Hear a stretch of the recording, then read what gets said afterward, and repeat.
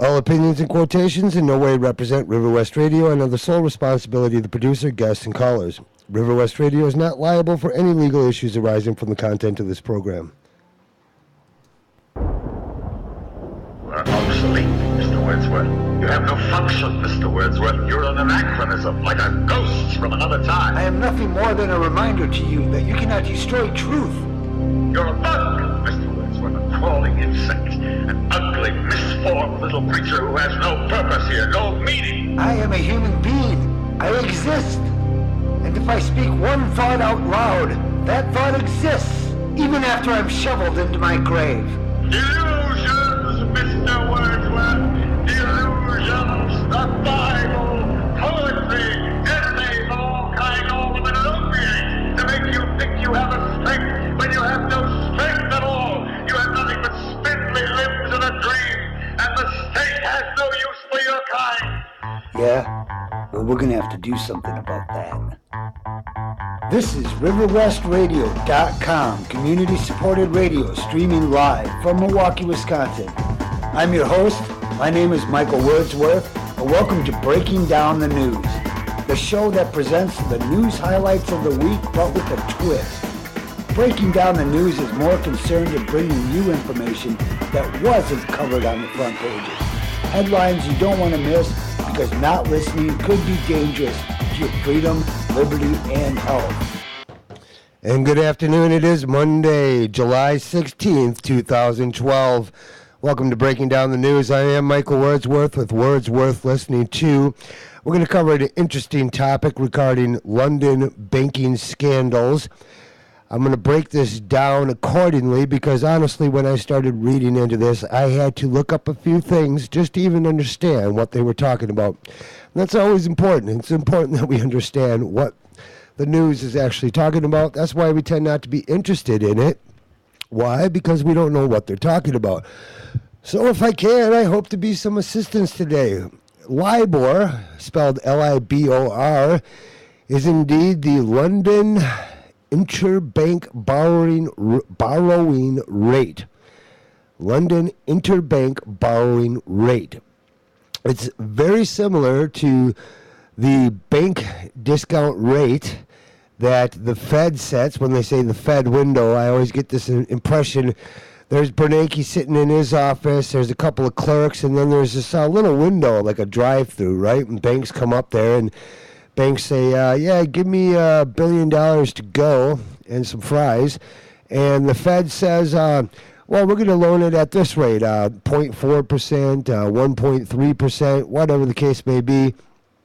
And the bank manager takes the cash and signs the contract and says, yes, I agree to borrow this money at this rate. That's known as the bank discount rate, set at the window. I love that phrase, the window. So anyhow, London's got its own version. I mean, from what I can gather, basically the parallel is the same. The London Interbank Borrowing Rate is the same as the discount rate we set by the Fed to loan to banks a certain amount of money. What we dealt with here in the UK's situation, the Bank of England actually artificially set those rates lower so that people's borrowing costs could be cut. And you're going to save more money when you borrow at a cheaper rate, and then you loan it at a higher rate. That's basically money in a major way. I hate to make this parallel, but it's a good description. It's very similar to drug pushers, drug dealers out there. The cartels basically set the rate of their raw merchandise, and each little middleman, each little middle dealer takes their cut in between and jacks up the price a little bit. And the parallel is true with money. It's the same rate. But keep in mind that this money doesn't actually exist for the most part. It's by and large contrived. It is a fiat currency. It's not backed by anything, and that's not so much the issue as the ability to, whenever they say stimulus, keep in mind they're not just generating something out of nothing. On the back end, we Americans and other people in their respective countries must pay for it. At some point, your grandchildren, your children will pay for this if you don't do it within this decade now. The problems don't go away. In the old days, we used to ask ourselves, well, if we owe ourselves this debt, Why don't we just get rid of it? And if you look into the issue, you find out that we don't owe the debt to ourselves. We sold our debt to other countries. China currently owns $1.5 trillion worth of our debt. They want that payback. And so do we. Despite all attempts to boost the economy, it's not boding well. Housing markets are down. They're suffering, not so much here in Milwaukee. And I'd like to bring a guest on some point onto the show and explain the real estate housing market in Wisconsin. Have some great sources that I can go to for that. Nonetheless, let me go to, we're going to take a little commercial break, and then we're going to come back and talk about LIBOR, the London Interbank Borrowing Rate Scandal. I'm going to be reading from an article by Paul Craig Roberts, Secretary General of under Ronald Reagan. Actually, a really great guy, a very wise man. And Nomi Prinz, who is a reporter from Infowars.com. Thank you, Nomi. You guys are going to appreciate this. I'm going to come back and read your article with all the dignity I can muster up on this very hot day. I am suffering from a slight cold. I apologize if I sound congested. That's because I am. What can you say, though? It's all part of being human on this big blue marble called Earth. I'm Michael Wordsworth. We'll be right back. You're listening to RiverWestRadio.com. Are you tired of commercials always telling you that you're tired? When you know you're tired because you wake up early and go to bed late, and every moment in between is spent trying to figure out how you're going to make the next dollar. Well, you're not alone. Millions of Americans are walking around in a sleep-deprived, zombie-like state, amplified by psych meds and pharmaceuticals found in the drinking water. So just be glad you're not one of them, unless you are, in which case I'm sorry you had to hear this. But wait, there's more. If we keep at this current pace, we will surely lose our democratic republic and soon be standing in food lines for the poisonous rations the new totalitarian government will hand out. Don't delay. Get involved. Get informed.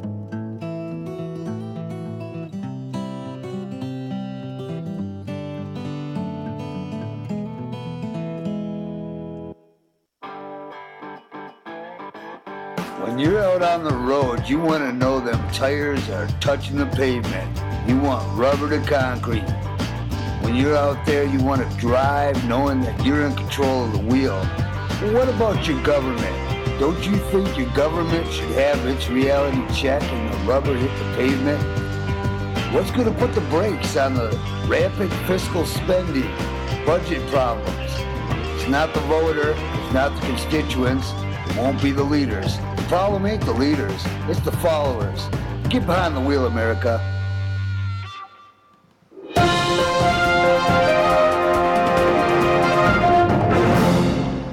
The real London Interbank Borrowing Rate Scandal.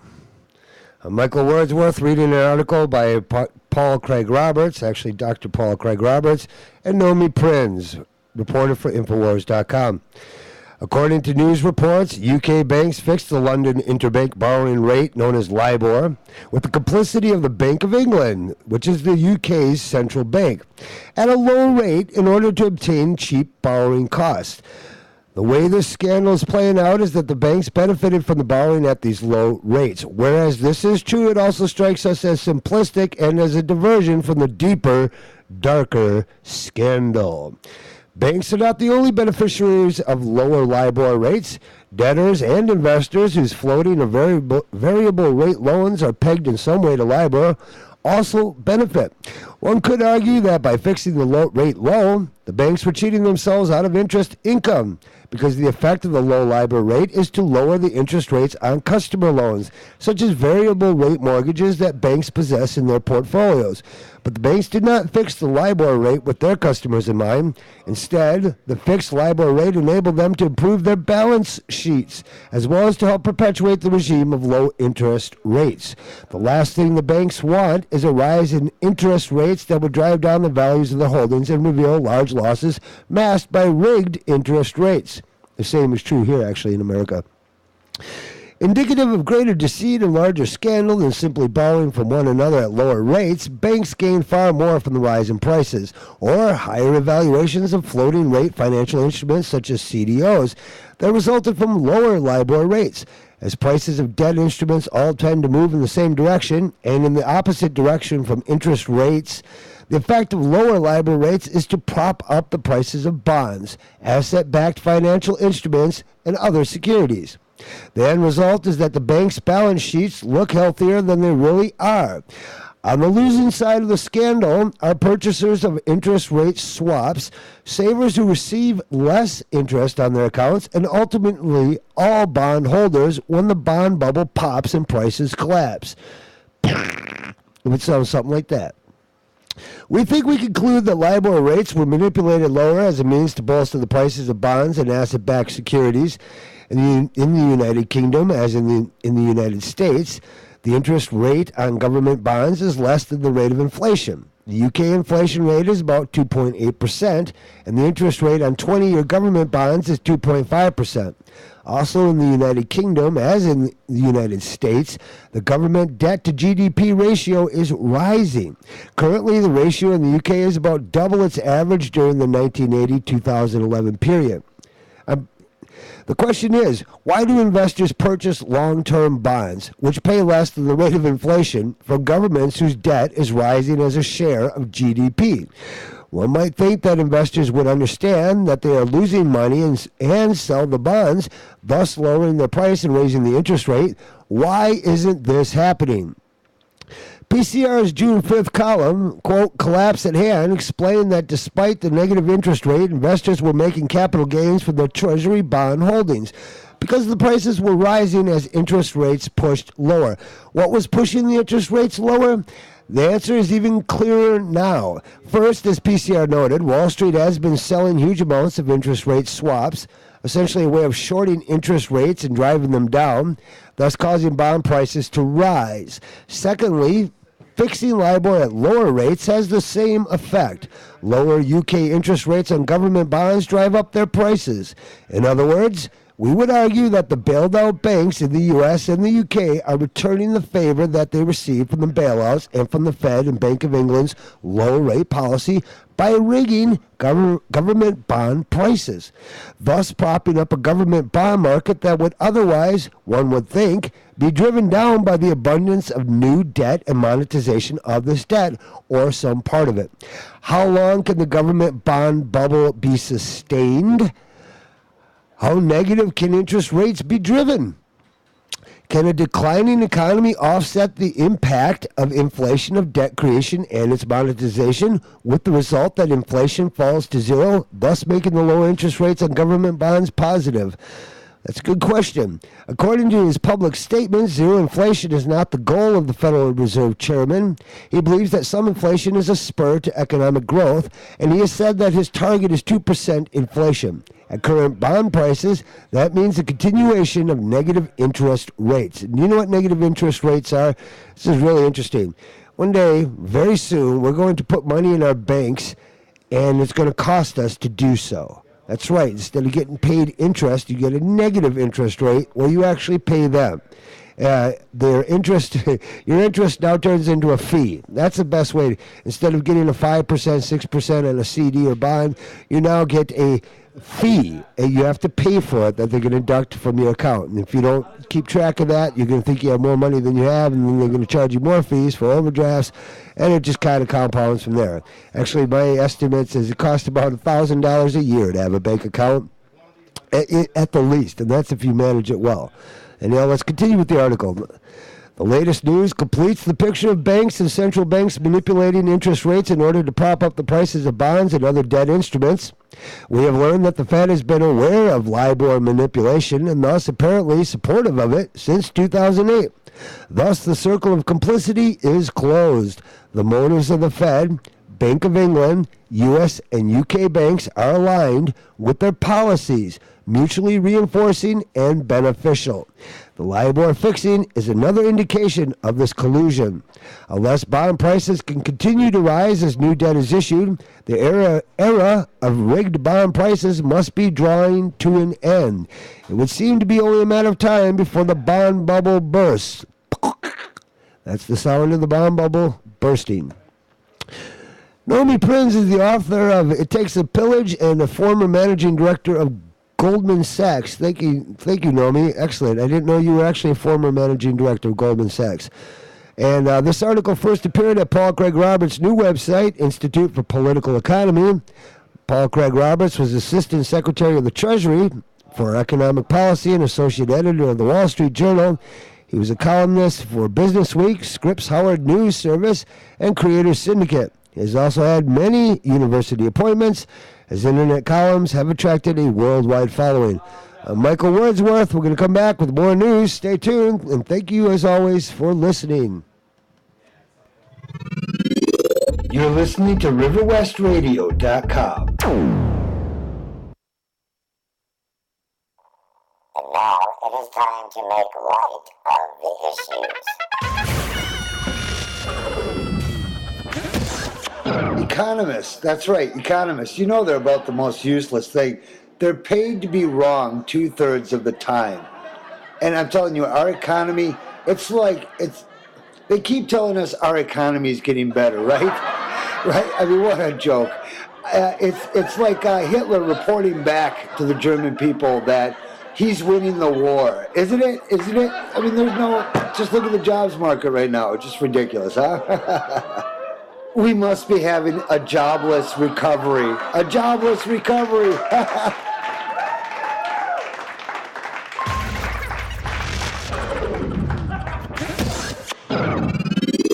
You're listening to RiverWestRadio.com.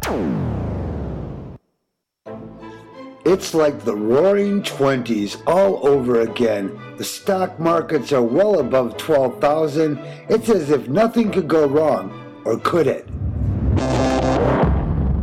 The truth is, the American economy is not as strong as it actually appears. The job reports for June were down, manufacturing down. The actual CPI rate, if you adjusted it correctly, would show that unemployment is at a staggering 22%. 46 million Americans are on food stamps, and guess who runs that program? Not the government, no, Goldman Sachs. I'm telling you, the situation here is more abrupt than we think. Wake up, America. We have hard times coming. And we need to prepare for what lies ahead. And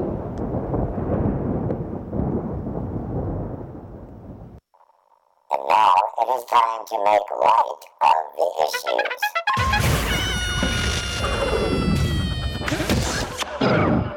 War criminals. I mean, we used to hunt down war criminals, put them on trial, and have them executed. Today, you have so many war criminals running around today. You've got Kissinger, George Bush, Barack Obama. All these guys should be put on trial.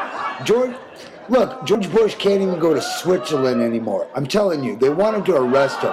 But in America, it's just, yeah.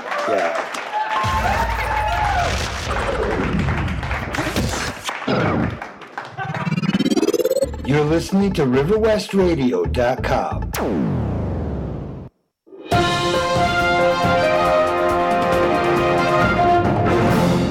This article from Reuters reports that the IMF, the International Monetary Fund, cuts global growth forecast as emerging economies slow. It's first written by Leslie Roughton, I guess, from Washington. The International Monetary Fund on Monday cut its forecast for global economic growth and warned that the outlook could dim further if policymakers in Europe do not act with enough force and speed to quell the region's debt crisis. In a mid-year health check of the world economy, the IMF said emerging market nations, long a global bright spot, were now being dragged down by Europe. It is said a drop in exports in these countries would combine with earlier policies meant to prevent overheating and slow growth more sharply than hoped. The IMF shaved its 2013 forecast for global growth to 3.9% from the 4.1% projected in April, trimming projections for most advanced and emerging economies. It left its 2012 forecast unchanged at 3.5%. Downside risks to this weaker global outlook continue to loom large, the IMF said. The most immediate risk is still that delayed or insufficient policy action will further escalate the euro area crisis. The global lender said advanced economies would only grow 1.4% this year and 1.9% in 2013. It also trimmed its forecast for emerging economies, projecting they will expand 5.9% in 2013 and 5.6% in 2012. Both figures are 0.1% of a percentage point lower than in April. The IMF cuts its 2013 growth forecast for the crisis-hit Eurozone to, dig this, 0.7%. Yeesh. While maintaining its projection of a 0.3% contraction this year. Senate now believes that Spain's economy will shrink both this year and next. Ouch. That's going to be interesting for Bankia that was recently bailed out by the IMF. Okay. Well, we're just kicking the can down the road here. Whatever that phrase means. That's what kicking the can down the road is a term used when governments basically use stimulus or debt to solve debt problems, right? Solve debt problems by acquiring more debt. It doesn't work. So here, central banks in China, the Eurozone, and Britain have all eased monetary policy in recent weeks to support growth. The U.S. Federal Reserve has said it is poised to do more if needed. Yeah. Let me tell you, the Fed has run out of tricks. It can't do any more. There's only a few things you can do if you are the Fed.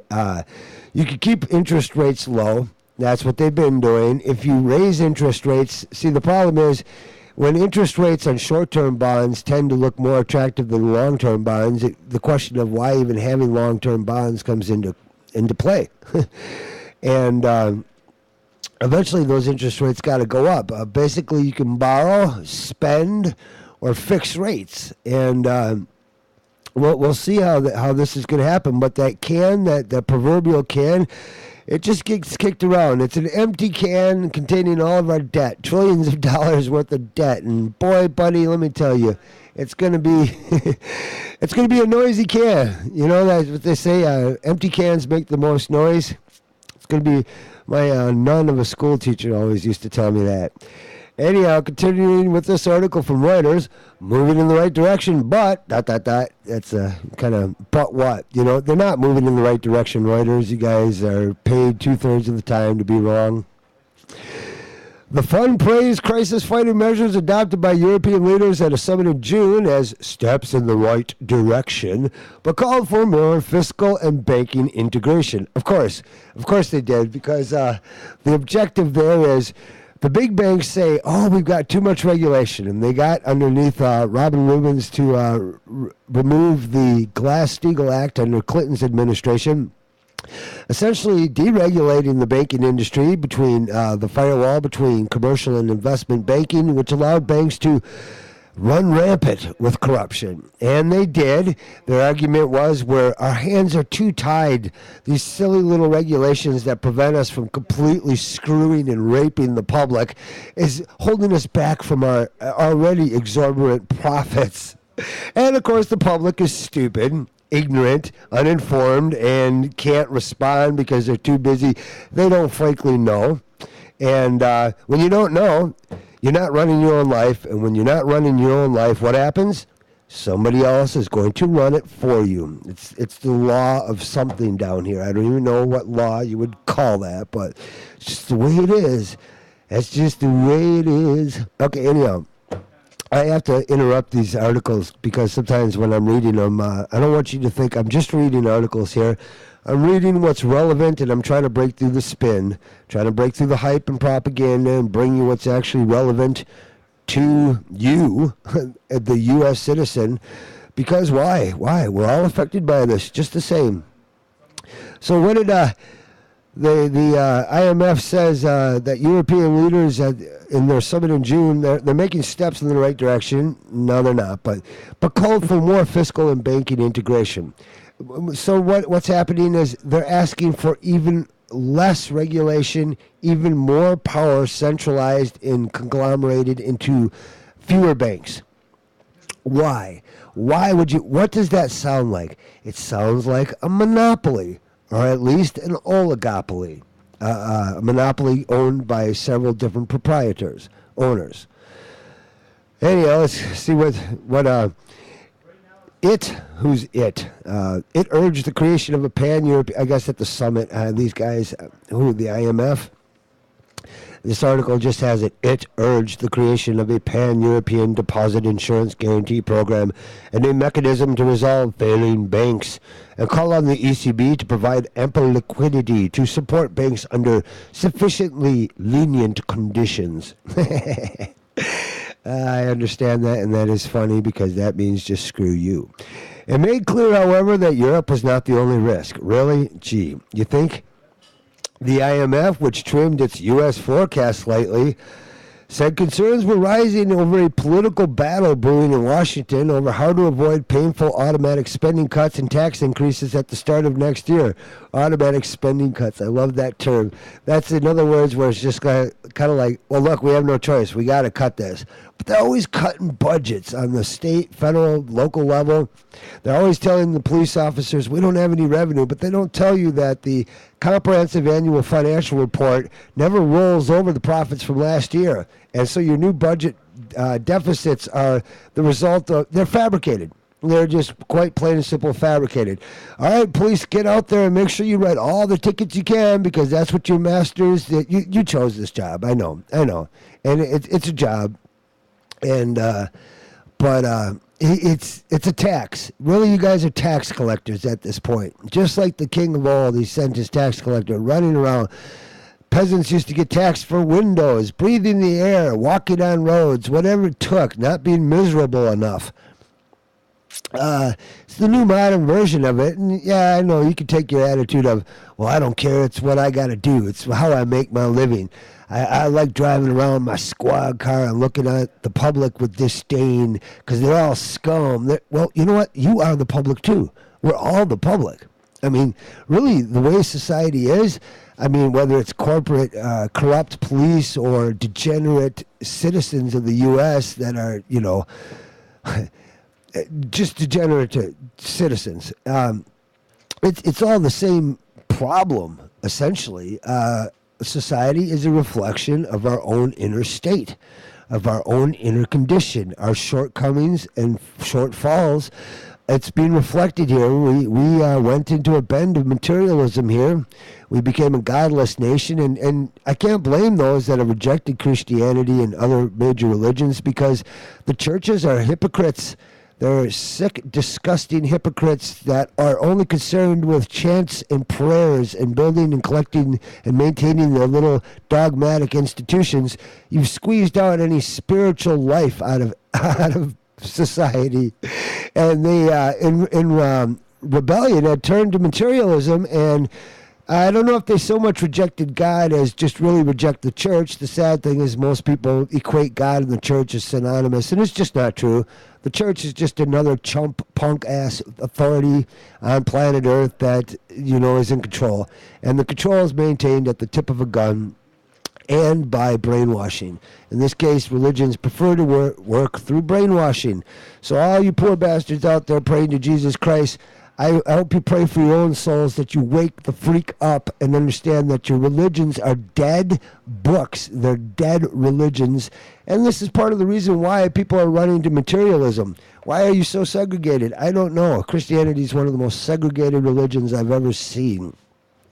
Not one of them can get together and talk to each other and agree on the terms of salvation. So I've digressed very far from the IMF cuts. the projection of how the economy is going to suck even worse with each passing year. But that's okay. I mean, it's Talk News Radio here. We're supposed to be talking about this stuff. And sometimes these issues are very complicated. It's a very interconnected web of events, people, and circumstances, all of which really, like the little spider web metaphor, you pluck on one string, you find out it rings and sends little information down the other web strings there. So when I come back, I'm going to cover the U.S. drought. I mean, quite frankly, this is not the effect of global warming right now. The sun, if you haven't heard, is putting out some enormous solar flares, and we're getting caught in the direction of them. The other night, 2 nights ago, there were actually aurora borealis lights on our Wisconsin northern horizon line. If you could see them, it was a clear night that night. I don't know what you could last night, but they're still going on, and whether you believe global warming is right or wrong or accurate or not, the simple fact is nothing actually real is being done to address any actual pollution problems on this planet. All that's being done is money spent to put green bumper stickers on, green pins on everything, and have corporations and people walking around going, "Oh, I'm green. Oh, aren't I wonderful? I feel so politically correct." No, it's disgusting. You're a brainwashed, ignorant moron. And go ahead and put your green bumper sticker on there, on your car. You know what I mean? Okay, I got to cut to commercial. Otherwise, I will never get out of this thing. Boy, I tell you, I want to remind everybody I'm on air Monday, Wednesday, Friday, 3:30 to 5, 3:30 to 6 on Friday. That is a long day.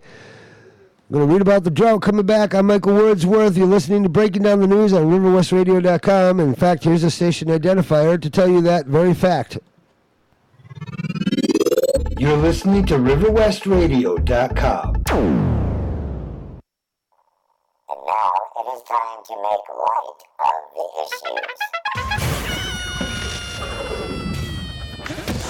issues. The world doesn't make sense. It's never going to make sense. Take abortion, for example, just another one of those issues that we're always being preoccupied with, but isn't the solution pretty much evident? Let's just make a law legalizing abortion. That's right, just legalize abortion. And in how many generations will it take before those who decided to kill their babies don't have enough people to populate versus those who decided to keep and raise their babies? Doesn't the problem just solve itself?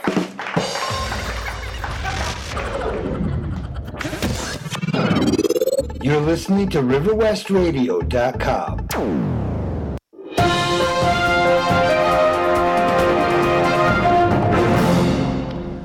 Well, the endless drought of 2012 will bake America well into August. I don't know why that headline cracked me up. I shouldn't even be laughing about that. If you have an air conditioner, you're coping pretty well. If you've got pools and shade, it's one thing. Make sure you stay hydrated. My God, most of us are so dehydrated, we really don't even notice of it.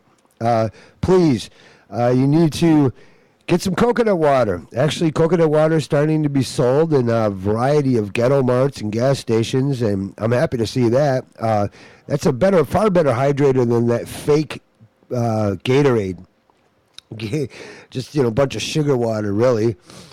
Anyhow, let's read why. I mean, what we got here, some solar flares, and when you look at it, this article from Michael Snyder, The American Dream, is basically saying that this is the largest natural disaster in U.S. history, and I want to read this article just to see if that claim is true. My God, I hope it's not the case, but I heard about the cornfields in Indiana are not producing well. That is, we could have a food price hike coming into the fall here simply because of this.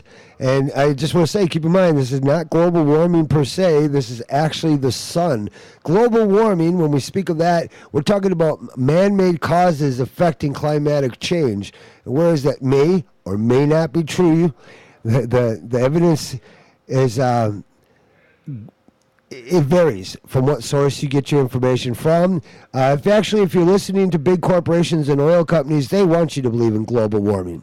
Why? Why would they do that? It's the case of kind of like the Peter Rabbit saying, "Oh, don't throw me in the briar patch."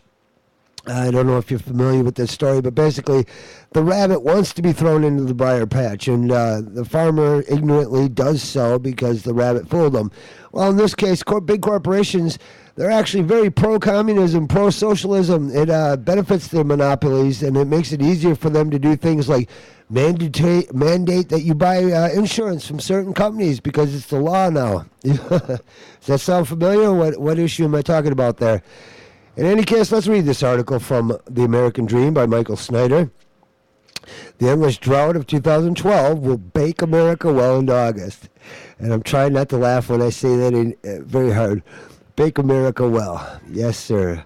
For those of you out there listening, you know when I say the word bake America well, it's funny. To me, it is. For the rest of you that don't understand it, I'm sorry. I'm just going to read this article. Okay. Why is the heartland of the United States experiencing such a horrific drought right now? At the moment, approximately 61% of the entire nation is experiencing drought conditions, and this is absolutely devastating farmers and ranchers all over the country. There's nothing funny about that, actually. Less than 2 weeks ago, I wrote an article asking, Michael Snyder wrote an article, actually, not I, Michael Wordsworth, reading the article that Michael Snyder wrote. Too many Michaels in this world, I'll tell you that. I think I need a new name. Less than 2 weeks ago, Michael Snyder wrote an article asking what would happen if these drought conditions persisted, and now we are finding out. The U.S. Department of Agriculture has created the largest natural disaster area in U.S. history. The USDA has declared 1,016 counties in 26 U.S. states to be disaster areas. Ouch! Oh, that hurts. It's a good thing I'm reading this, you know. I mean, we don't hear about, we don't hear about this. The USDA declaration basically covered about half of the nation, and there's now no denying how horrible this drought really is. You can see a map of this disaster area right here. You can't click it. I wish you could see it. It's radio, but that's just the way it is. It's down. Maybe I'll describe it to you. It's down the page a little bit farther. This endless drought is being compared to the nightmarish drought of 1988. It's funny, I was alive back then. I don't remember that one. See, because my parents paid for everything, didn't they? And if it persists into August, it could become perhaps the worst drought that America has ever seen. Oh, my goodness. The USDA says that approximately 60% of all corn in the country is experiencing moderate to extreme drought conditions. If this drought does not end soon, the losses are going to be mind-blowing. Interesting, huh? Already is estimated that farmers and ranchers have suffered billions of dollars in damage. How much worse can things get? I hate to even ask that. At the beginning of July, many were hoping that we would soon see some rain and that we could still see a decent corn harvest. Unfortunately, the drought has gotten even worse since that time. The following is from an article in the Chicago Tribune, quote, "The whole of Iowa was classified as abnormally dry as of July 10th, and 12.7% of the top of corn and soybean producing state was in severe drought, up from 0.8% the prior week. Harder hit Illinois, the number 2 corn and soy state, was 66.28% under severe drought or worse, up from 40% the previous week. Severe to exceptional drought covered 80.15% of Indiana versus 68.84% of the prior week. Conditions in Missouri also deteriorated, with 82.54% of the state in severe drought or worse, compared with 78.83% the week before. Sometimes I really hate reading those percentage points to you guys because you guys being the listening audience, or for those of you listening down south, for y'all.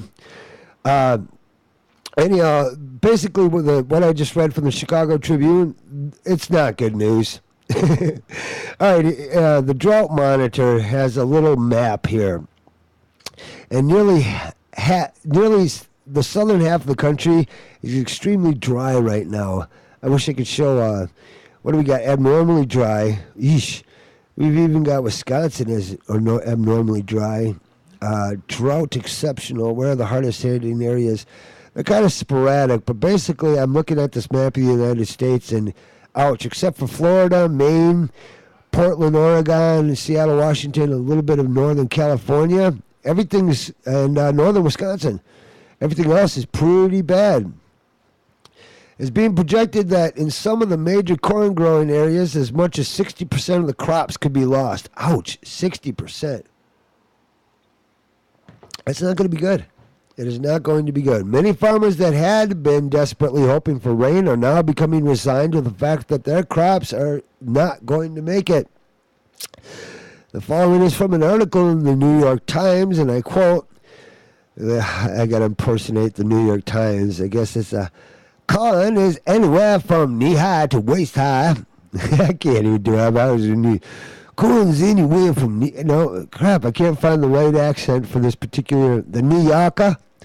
The New Yorker, cars, bars. Okay, I can't even get my cars and bars right. It's hard to do that Bostonian accent. How about I just read the damn thing to you? How is that? Is that cool with you? Good. Thank you. Appreciate it. Corn is anywhere from knee-high to waist-high. Gonzalo Martin reports.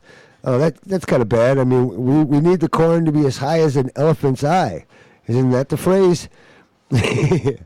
Unless you got little teeny elephants, knee-high and waist-high on a human's is nowhere near an elephant's eye. Gonzalo Martin, agriculture and natural resources educator with Purdue University's Allen County Extension Office, told the News Sentinel, much of it is already tasseled with no ears at all. Ooh, much of it's going to be completely lost. You know, the only upside to that is I hope those stupid ethanol crops are doing poorly. God, is that hurting the food supply and everything? And for all you morons out there that believe in the green movement and the global warming as real, ethanol is not the answer. There's more pollutants and runoffs from producing that. It hurts actual food, cattle feed production, drives up prices, and in the final analysis, you haven't done a damn thing to stop global warming, even if you believe it. That's, it's the thing that makes me sick most about the global warming believers is that they don't actually care about anything other than that. I mean, they don't want to do anything that will really stop radiation, petroleum byproducts. There's tons of things that are causing actual perchlorate, rather. The runoff from that getting into our fruits and vegetables all over our farmlands. You guys ever hear what perchlorate is? You do on this show. These are greater concerns. GMO corn in food. I met a girl recently. She said, oh, you poor hippie, you think GMO is bad. And she didn't understand the real issue with GMO foods. She thought I was bitching about combining this, the idea of combining an apple and a pear tree. You splice them together, you graft them, you produce a papple or a apple pear, whatever, apple air. I had to explain to her how they used gene splicing as a process that could not be duplicated in nature. Scientists take a gene gun, they load up the little genetics of one and shoot it into the genetics of another plant. So in other words, you get insect and animal genes shot into plant matter genetics, and nature could never do that. I mean, a monkey could never copulate with a plant and produce a monkey plant. It's just impossible. But all us little humans, we figured out a way to do that, didn't we? Well, actually, we didn't collectively. Some mad scientists that are unchecked did it. But the followers of people in this country, they don't even want to interest themselves about these issues. I'm going to tell you about GMO foods. I've told you about GMO foods. You're probably going to listen, and then you're probably not going to care much after that. You're going to continue eating the pre-processed crap that is making you sick and killing you every day, and you're going to pay higher medical bills, but you think Obamacare is going to give it to you free, and it's not. So what do you say? By the way, let me just say the number to call in is 414-935-2951. Please call in at any point. Maybe you're a very informed citizen who would like to add to these comments, or maybe you are one of the ignorant masses that I complain about continuously and would like to just call up and bitch at me about complaining about you. I mean, I'm open to that. Hopefully we can have a discussion. Hopefully some of the things I say will actually stick and you'll change your life. This is the greatest fear. My goodness, that we change our life. We are so hooked on our little existence here, living in our bubbles, but soon our bubbles will be popped in many ways, and that popping sound will be heard. It'll be deafening. And let me continue with this drought article, because this is important. Farmers are hurt by this. Hard-working, good, decent farmers. Now those are people I don't bitch about. I bitch about how Monsanto and other corrupt corporations are just screwing them all the time. But the farmers, I have so much respect for them people. Hard-working, decent people. On average, I haven't met a non-decent farmer unless he's some crazy old coot molesting his daughter. We don't go for that, but I am sure that is the abnormal situation. Most people that I've met, and I've met a lot of farmers, decent, good people, self-reliant, filled with integrity. What are you going to say? Well, when your livelihood depends on the weather, an endless drought can be extremely stressful. Many farmers that had been anticipating a bumper crop this year are now faced with utter disaster. The following example comes from CNN. CNN states, now as punishing drought grips the Midwest, Vilwick, 61, Mr. Vilwick, 61, walks his hard-hit 4,000 acres in southwest Indiana in utter dismay. Could you imagine that? The guy's actually got 4,000 acres in southwest Indiana. That's a lot. And he's feeling dismay. And I'm not talking about disjune or dismay. I'm talking about disappointment. Oh, my goodness. Where there should have been tall, dark, green, leafy plants, there now stand coarse stalks that are waist high or at best chest high. They're pale in color and spindly, fragile, tired, little shriveled up things. That's very sad. Kind of like what they look like in fall, essentially, but shorter versions of the fall ones. Pull back an ear's husk and you find no kernels, he says. With temperatures rising above 95 degrees, the pollen starts to die. It's emotionally draining, he said. The crop got out of the ground very well. We were so optimistic, but maybe a few of us were counting our eggs before they were hatched. You know what's a pity, as I'm thinking about this, is that there's not a backup irrigation solution to this. I mean, even the Romans would have that. Even the Egyptians would have that. It's kind of amazing that we're relying so much on nature these days. The sunlight would actually help plants grow. A lot of sunlight would help them, but yeah, you got to keep them watered. And water is very expensive, I understand, but just long story short, we should organize all this stuff better. It should be organized really well. There should be a massive irrigation system coming right out of these Great Lakes supporting all this. I wish. Taking a sip of my kombucha here, Mystic Mango from Synergy. It's not a plug, but I just, it's one of the few things I drink. Kombucha, Mystic Mango, good stuff. Anyhow, we have some crazy people yelling in the background here. What are you going to do? I mean, they forget that we're on the radio, but anyhow, I'm going to continue reading this article here. Let me just take a 2-second break. Just rest my voice and get a couple more cups of coffee. I'm Michael Wordsworth. We'll be back in a moment.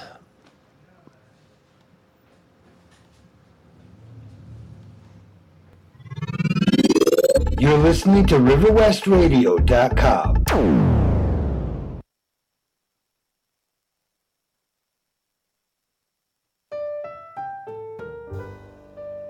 The kitchen is the heart of the home, but at Monsanto, we're a megalithic agricultural group attempting to destroy farmers all across your country. We bring you horrible foods that attack your stomach lining, DNA, give you kidney and liver failure. Monsanto, bringing Franken foods to your family at home. Don't you just hate us? Say no to GMO.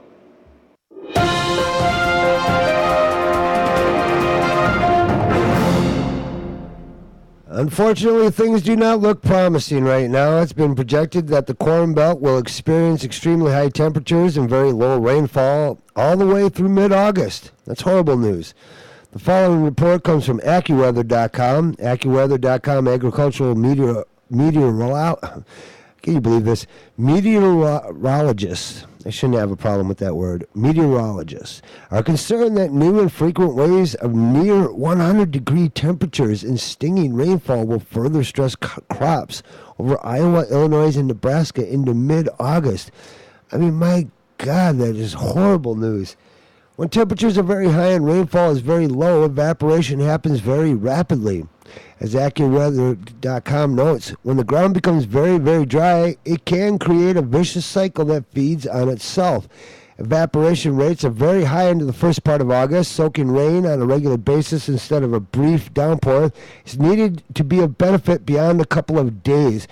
Turning things around in the Midwest as a whole will be a difficult task, as dry ground tends to bring higher daytime temperatures, which in turn raises evaporation rates and so on. So what does all of this mean for the rest of us? Is it going to mean higher food prices? On Friday, the price of corn hit $7.50 a bushel. It had been thought that the price of corn would only be about $5 a bushel this year. At this point, the price of corn is up 48% since mid-June, and it could go a whole lot higher. Some analysts are projecting that if this endless drought persists, we could see $10. We could see $10 for a bushel of corn and $20 for a bushel of soybeans. Well, if they're GMO soybeans, I don't care. That wouldn't be a big issue. And yes, you will notice this at the supermarket. In a previous article, Michael Snyder included a quote from a recent article by Holly Deo, who wrote about the price of corn affects the price of so many other products. Corn does affect many other products. It's very true. Since 75% of grocery store products use corn as a key ingredient, expect food prices to skyrocket. Corn is also a staple in many fast foods. Corn is in ethanol. I apologize.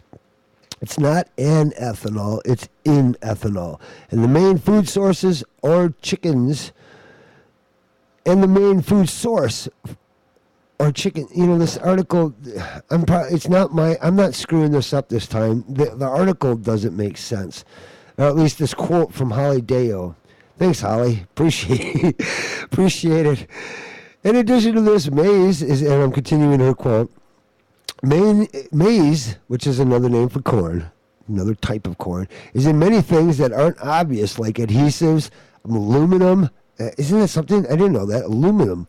Corn is in aluminum. Jeez. Aspirin, clothing starch, cosmetics, cough syrup, dry cell batteries, envelopes, fiberglass insulation, gelatin capsules, ink, insecticides, paint, penicillin, powder, rugs, and carpet stamps, talcum toothpaste, wallpaper, and vitamins. That's just for starters. My goodness. I do not know that there was that much, that corn was used in all of those things. This is a huge heads up for you to purchase corn using products now before these conditions reflect in grocery stores. It will be a narrow window of opportunity. Son of a bee. Makes me think, I really got to, I make my own toothpaste, so that's not a big deal. I'm not putting up any wallpaper. Vitamins, I don't think the vitamins I get have corn fillers in them.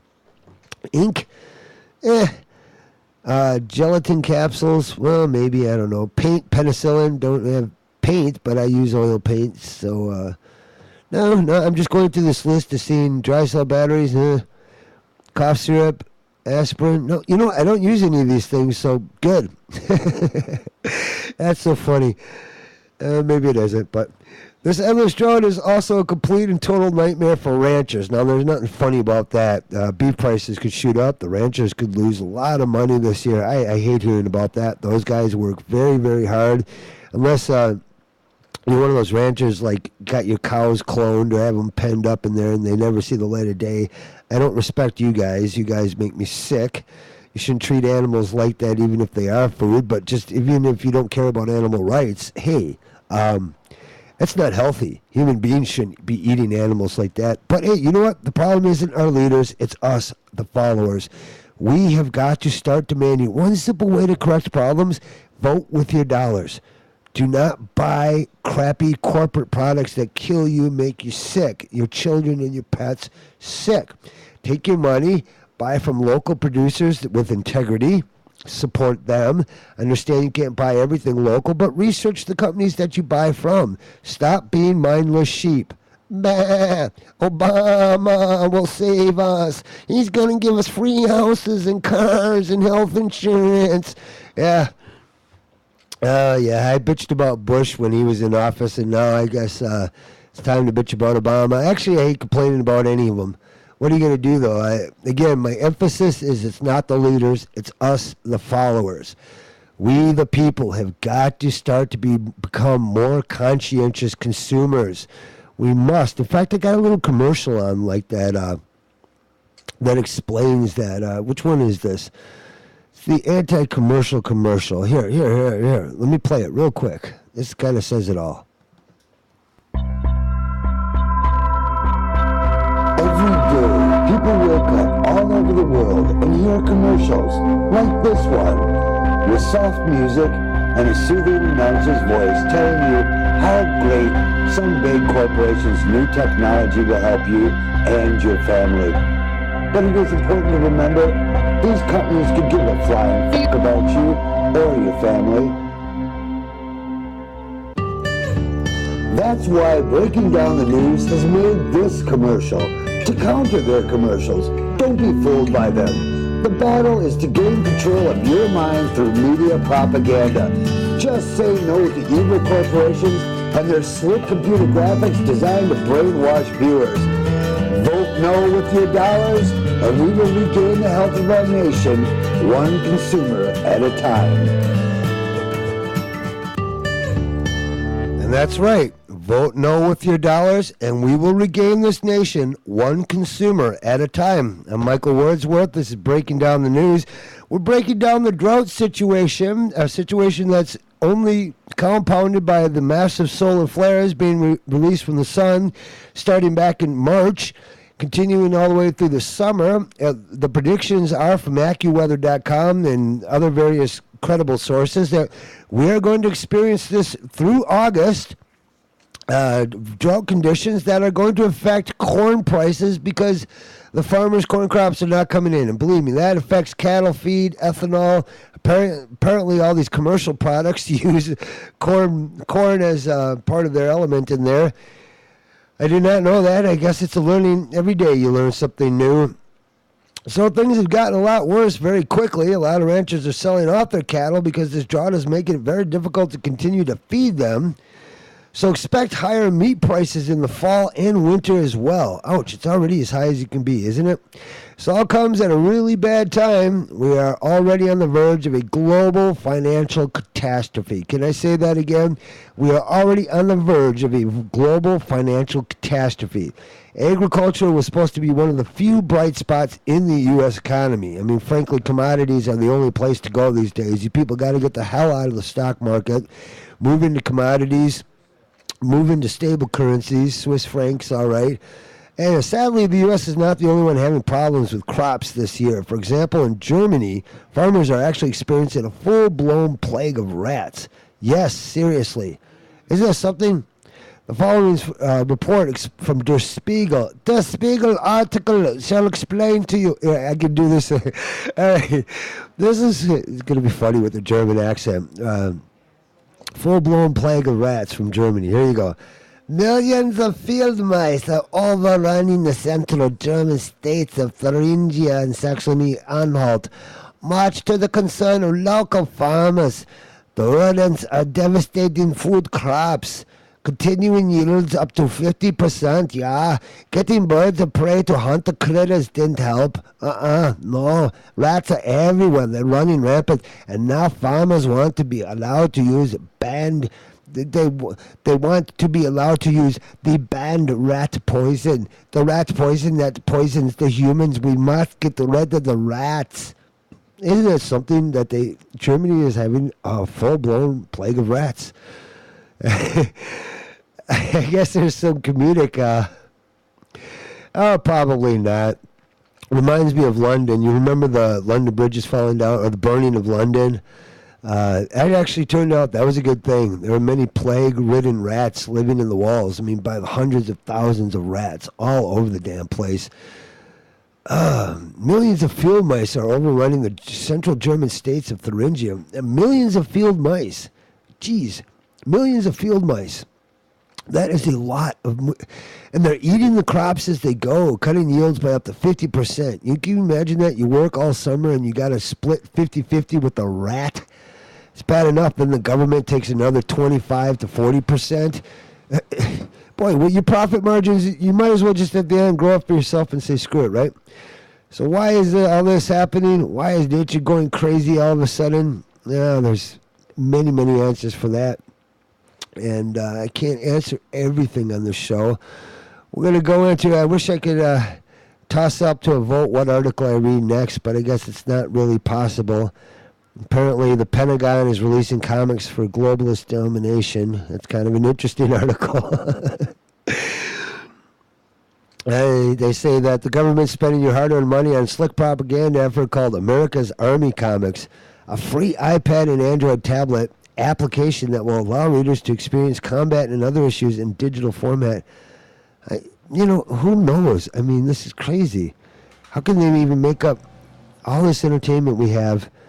Well, what did Zbigniew Brzezinski, he described it as, he wants to prevent collusion and maintain security dependence among the vassals that and keep tributaries pliant and protected, and to keep the barbarians from coming together. That's what Zbigniew Brzezinski described. I guess it's kind of, they're using comic books to brainwash us. That's the easiest breakdown for that particular one, isn't it? When I come back, I'm going to talk about Iran. They plan to close the Strait of Hormuz. Apparently their plans are finalized. I don't know what you have to do to finalize plans like that, but I guess when you're dealing against oh, wow. People, I told you here many times, I warned you, we do not want to go to war with Iran. Not only is it unjustified and would be wrong on our part, it is going to hit our pocketbooks really hard. This isn't going to be Iraq. This is going to be a situation. All right, look, I got to take a little break here. Simply do. I'm going to throw on an interview. Who should we choose from here? We haven't done David Rockefeller in a while. It's always good. So tell you what, let's interview David Rockefeller for a second, and we'll be right back, all right? You're listening to RiverWestRadio.com.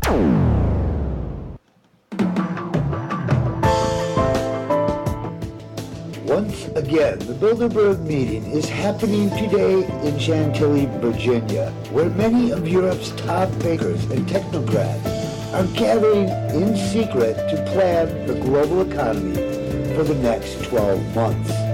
To get a deeper view of this, Breaking Down the News has met with David Rockefeller in Virginia. Mr. Rockefeller, thank you for joining us. Yes, of course. I'm sure this is a big moment in your pathetic life as a news talk show host. Now, do you prefer that I call you Evil, or just Mr. Rockefeller, or David Evil Rockefeller? Ooh, that sounds good, yes. Call me David Evil Rockefeller. I like the sound of that. Very well, Mr. Evil Rockefeller. Now, Bilderberg, the not-so-secret meeting taking place this week. Now, hold on a second. We are grateful to the Washington Post, Time Magazine, and other great publications whose directors have attended our meetings and respected their promises of discretion for almost 40 years. But now, since the New York Times betrayed me, I would like to retract my praise for the cowardly media outlets that leaked our little get-togethers to the mainstream. Boo! Hiss! Hiss! It would have been impossible for us to develop our plan for the world if we had been subjected to the lights of publicity during those years.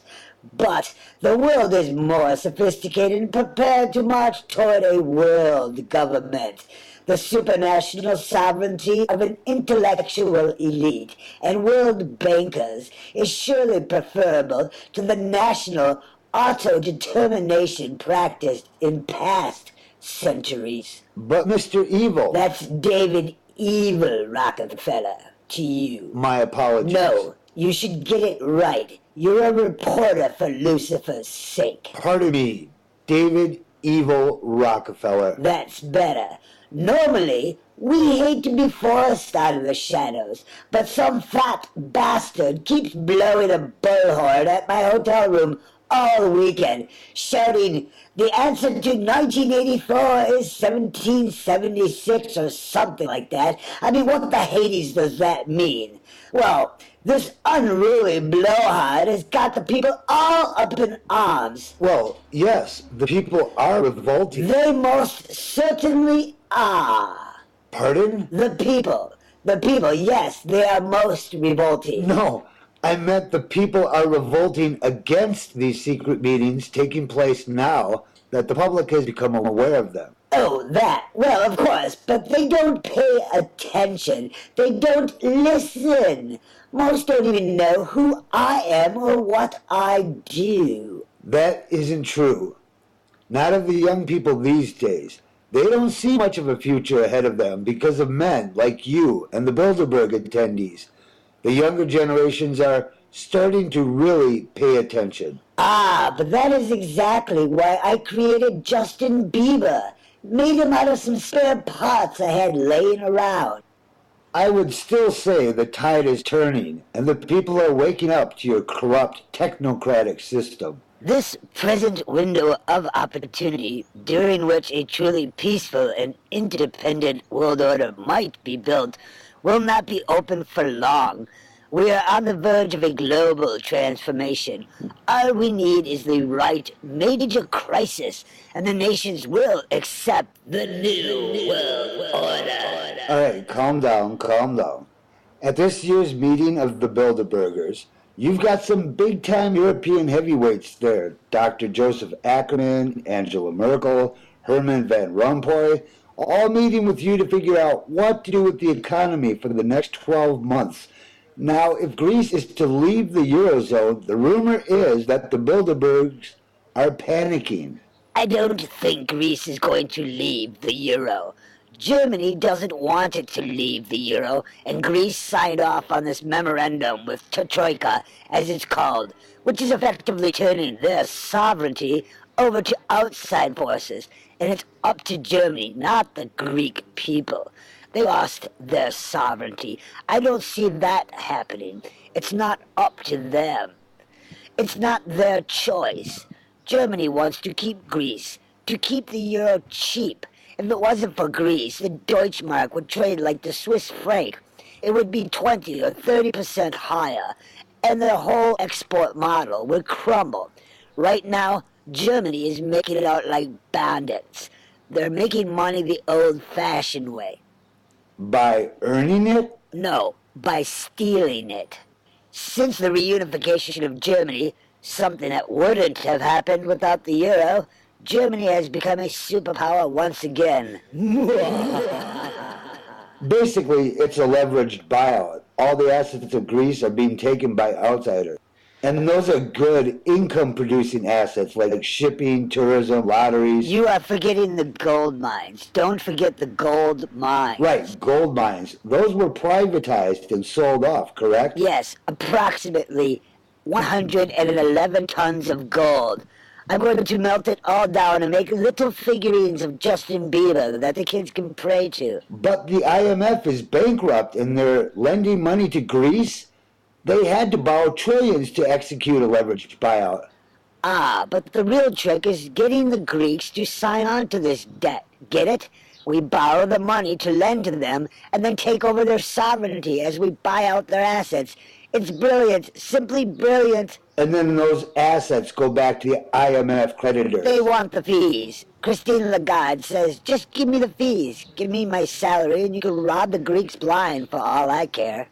Evil. Truly evil. That is why I am called David Evil Rockefeller. So, it's like Mitt Romney when he was at Bain Capital. They just look for small companies and gut them. And in a like manner, Greece is just a small country that you can seize with a hostile takeover. It is a Jimmy Goldsmith model, done on a bigger scale. Same thing. You pledge the assets of a country like Greece to secure loans to take over the country.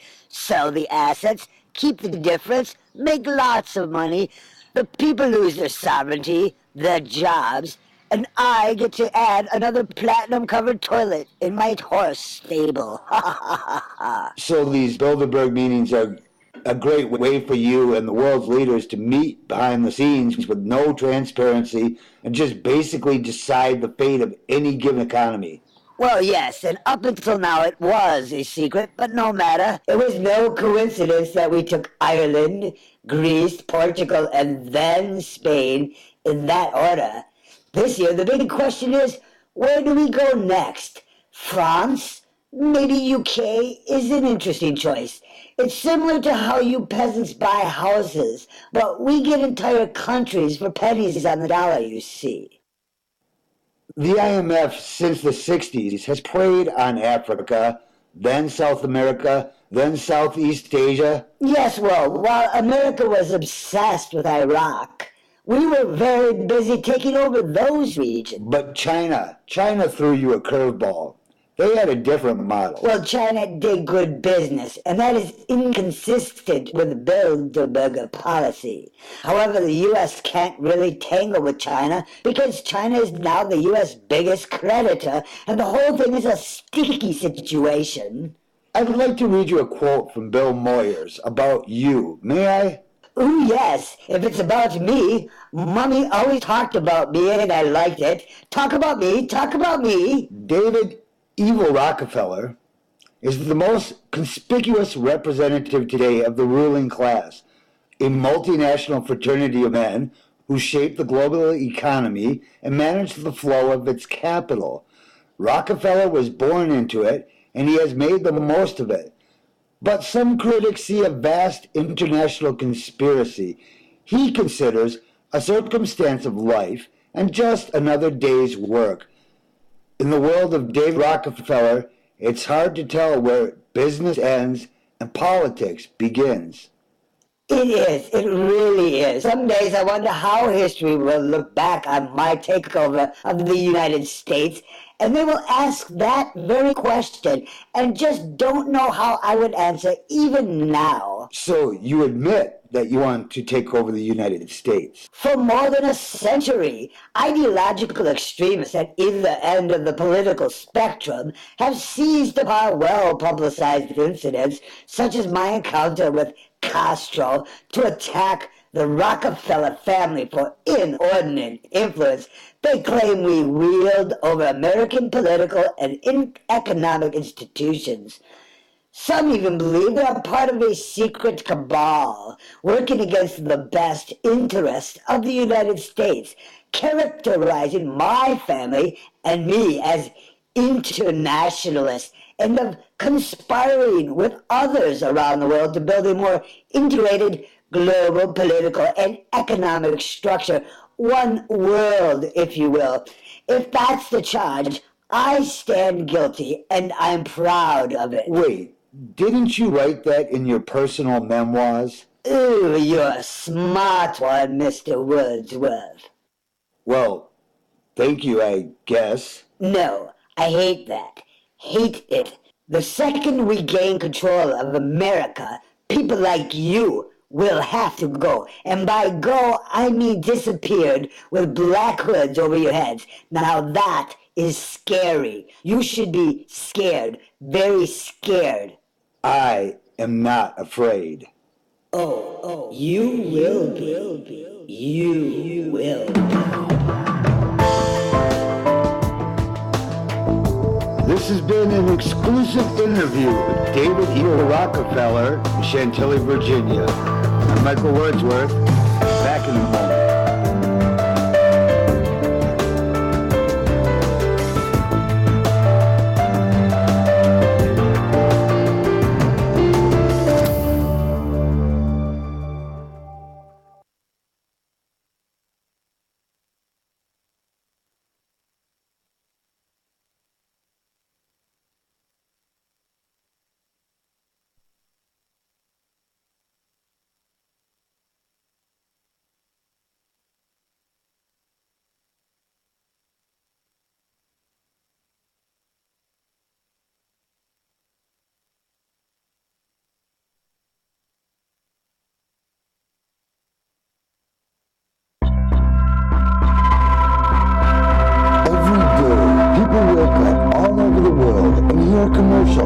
like this one, with soft music and a soothing announcer's voice telling you how great some big corporation's new technology will help you and your family. But it is important to remember, these companies could give a flying fuck about you or your family. That's why Breaking Down the News has made this commercial to counter their commercials. Don't be fooled by them. The battle is to gain control of your mind through media propaganda. Just say no to evil corporations and their slick computer graphics designed to brainwash viewers. Vote no with your dollars, and we will regain the health of our nation, one consumer at a time.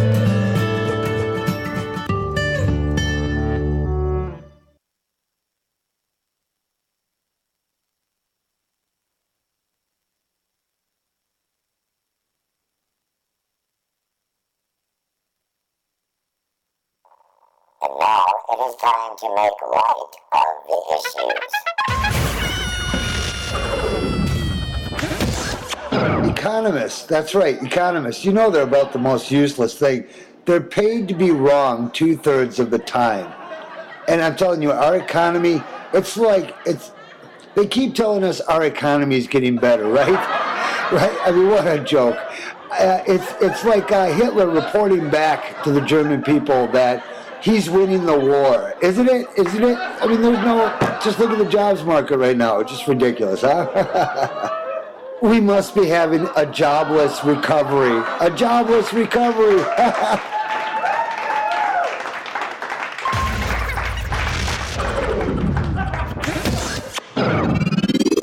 You're listening to RiverWestRadio.com.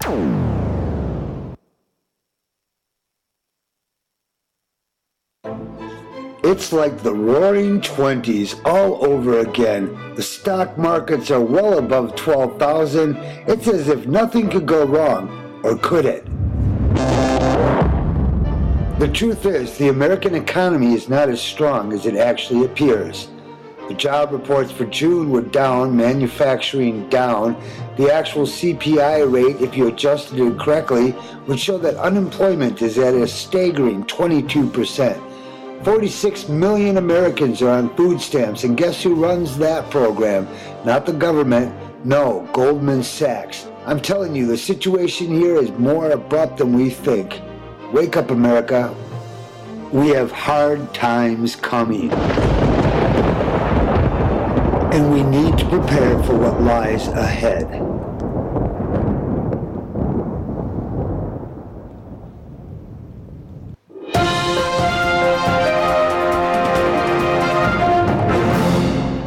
Iran's plan to close Strait of Hormuz has been finalized. First week of October earmarked for attack. That is interesting. This is from Paul Joseph Watson, Infowars.com, here on July 16th. This is a heavy accusation, and this is why it's important to get this information out there. The rumor and behind the scenes is that we're looking at October. The October surprise would be Iran. Well, this article goes on to explain that, Iran has confirmed that its plan to close the Strait of Hormuz has been finalized and is ready to be put into action as soon as confirmation is received from Supreme Leader Imam Sayyid Ali Khamenei. Amidst reports that President Obama has earmarked the first week of October for a potential attack on Iran's nuclear facilities. Oh my God, that would be horrible. This quote from Major General Hassan Firozabaldi told reporters, he says, "We have a contingency plan for the blockade of the Strait of Hormuz, but its implementation requires the decision and order of the commander-in-chief." Although some observers have claimed Iran's repeated rhetoric about closing the transit route is nothing more than hot air, Firozabaldi insisted the threat was genuine. Quote, "The West might think we're just bluffing with the blocking of the Strait of Hormuz, but we already have some good plans how to do that." It's not going to be good. The United States responded to the situation last week by sending underwater sea drones that would find and destroy mines to prevent Iran from being able to block the strait. In an effort to reduce Iran's influence in the region, Saudi Arabia and the United Arab Emirates yesterday quietly announced The opening of new pipelines that would bypass the Strait of Hormuz, more than doubling the amount of oil that avoids the choke point to about 40% of the 17 million barrels per day that passes through the Hormuz. Speculation that Iran would close the strait, a key choke point through which 33% of the world's oil shipments passes every day. That's amazing. We shouldn't have that much passing through there, but it does. Well, it's raged for the last part of the past year. False rumors that the strait was closed have previously sent oil prices soaring. Experts have predicted that oil prices will surge through to $500 a barrel if Iran closes the shipping channel in retribution for a U.S.-Israeli attack on the country's nuclear facilities. Although tensions in recent months have settled, with any possible strike against Iran's nuclear program likely postponed until next year. A new report out of Israeli intelligence outfit Debka Files suggests that the assault could be brought forward to October. Nuclear diplomacy has collapsed, and President Obama has never been more ready, states the article, suggesting that the first week of October has been earmarked for the attack. Well, my goodness. Thank you, Paul Joseph Watson, for bringing us this article, but I'm telling you, did you know that $300 to $500 a barrel if Iran closes? Okay, a good price for oil right now would be around $80 a barrel. $300 to $500, and it's still, you got high gas prices going on. They dropped slightly. They've been peaking, dropping. That's what they do. But overall, they're rising. If you get $300 to $500 a barrel, what would you see? $5, $6, maybe $7 at the pump. That would be my best guesstimate. $5, $6, $7 at the pump. Anything past $4.50, and you're going to have a crippled American economy. I mean, basically, our economy was built for $2 a gallon oil at the pump. All things in commerce are affected by oil prices. All products have to be delivered. They have to be manufactured. Agricultural diesel prices are hit very hard when these types of things happen. What are you going to see there? Rampant hyperinflation. So should we be for an Iraq or an Iran war? Absolutely not. This is incredibly stupid. But what's even more dumb is the fact that there's not enough Americans or people in the world that understand that Iran doesn't pose a nuclear threat. There's already enough rogue nations out there. North Korea, Pakistan, China, they all possess nuclear bombs, and they could use them. So what's the difference if we have one more idiot on the block that has a nuclear bomb? I'll tell you what the difference is going to be. If we attack Iran's nuclear facilities, top scientists in the nuclear field have said, look, if you nuke Iran's nuclear facilities or even bomb them, it's the equivalent of nuking them, you're going to send so much radiation into the northern hemisphere that literally it's been predicted you will have to move to the southern hemisphere of the world. The Gulf Stream just circulates this radiation around and around and around. It doesn't stop. And when you add Chernobyl, Fukushima, it's pretty evident how this radiation travels. You nuke Iran's nuclear facilities, and you are going to have more problems than... And there won't even be a point to me being on the air because it'll be all over. We'll be scrambling so hard for food and water, shelter, and dying from radiation. It won't matter. It just won't, which is, I don't know, something, it's projected something is going to kill billions of people on this planet. There's so many possibilities, from GMO foods, rampant disease, vaccination, shortages of resources, war, famine, pestilence. To add to it, nuclear fallout, that is another big issue. We're going to continue on the news today. This one comes from Network World. Thank goodness a whistleblower known as Bimney says the NSA has dossiers on nearly every U.S. citizen. I'm going to lead out with this article as we come to the top of the 5 o'clock hour and thus the end of our broadcast. I'm surprised the other show isn't on yet, but normally I get off at this point. But let me get through this. This weekend in New York City, there was a 3-day hackers conference called HOPE Number 9, which is only held every 2 years. HOPE stands for Hackers on Planet Earth. There's always a lot of great info that comes out of it. One of the quotes floating around in regard to HOPE 9 came from founder and CEO of Polarium Inc.'s Steve Rambam. As Rambam's first law states, all databases will eventually be used for unintended purposes. It's the law of unintended consequences. I guess that's a variant on that axiom. This is the same man who spoke at the 2008 Hope about privacy is dead, get over it. Ooh, that's not a good statement, but I don't know. In regard to this year, you will probably find private investigator Rambam's newest revelations coming soon to 2600. And I don't know what 2600 is, but that's what the article says. Surveillance is one of those purposes that databases may be used for. NSA whistleblower William Bimney knows plenty about domestic spying. Domestic spying. Oh, Green Neighborhood's coming on here, so I got to get off the air. Anyhow, the long story short is data is being collected on you. You're being spied on. It's ultimately going to be coalesced into a threat fusion center where when we do have these problems coming down, like the Nazis using IBM computer tickets, they're going to be able to easily organize and destroy us and put us in internment camps. Well, that's just a wonderful thought, and I'd like to leave you with that thought indeed. All right, I'm Michael Wordsworth. These have been Wordsworth listening to. We will be back Wednesday at 3:30 p.m. Take care, everybody out there, and thank you again for listening.